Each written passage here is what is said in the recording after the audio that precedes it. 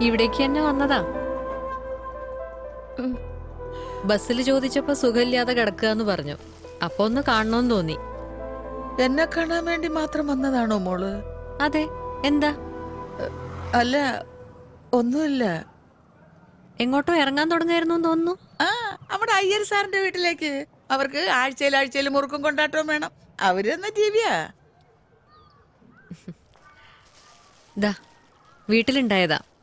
അയ്യോ, ഇതൊക്കെ എനിക്കായിട്ട് ഞാനിവിടെ ഒന്നും ഉണ്ടാക്കാറില്ല. ഒക്കെ പുറത്തുനിന്നാ. ചായ കൊണ്ടുവരാൻ പയ്യനോട് പറയാം. അയ്യോ വേണ്ട.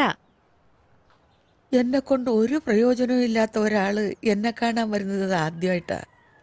പിന്നെ പറയാനാണേലും പെൻഷന്റെ പാതി വാങ്ങിക്കാൻ വരുന്ന മരുമോളേ ഉള്ളു കേട്ടാ.